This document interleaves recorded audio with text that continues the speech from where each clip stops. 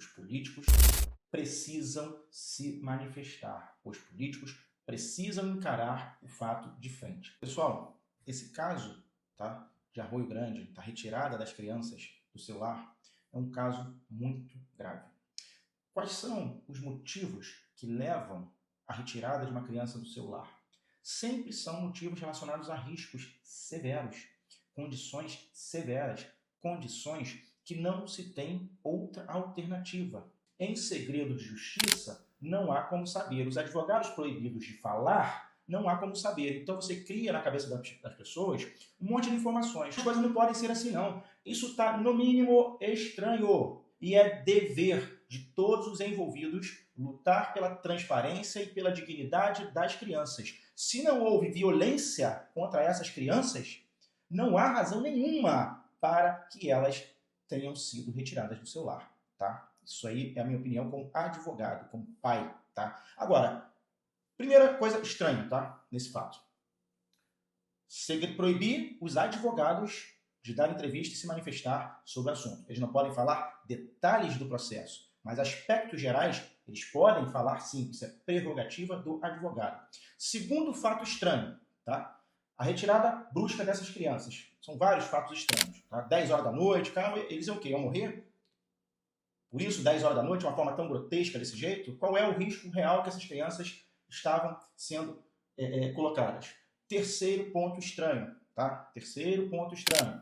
O juiz ser de esquerda, o juiz, eu não sei, o prefeito ser de esquerda, o vice-prefeito ser de esquerda, o conselho todo ser de esquerda. E olha, gente, isso aí acontece no Brasil inteiro. Vocês sabem como é que é feita a eleição para conselheiro tutelar? A eleição para conselheiro tutelar ela é feita assim: o voto é facultativo e você pede o voto de uma determinada região e é eleito para cumprir aquele mandato como conselheiro tutelar.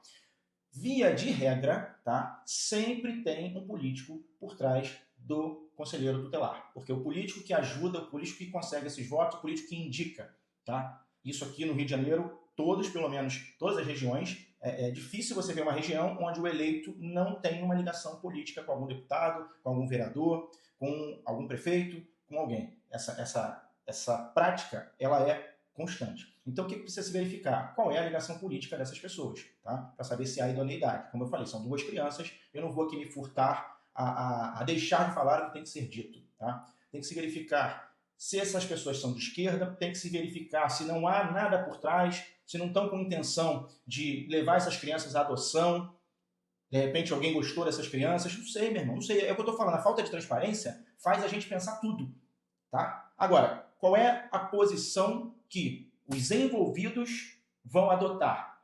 Vão partir para agressão? Vão partir para mais violência ainda contra todo mundo? Ou vão esclarecer os pontos? Ou vão devolver as crianças aos pais? Foram capazes de multar os pais porque se pronunciaram, mas não multaram os pais pelo suposto maltrato que fez as crianças? Aí eu não entendi.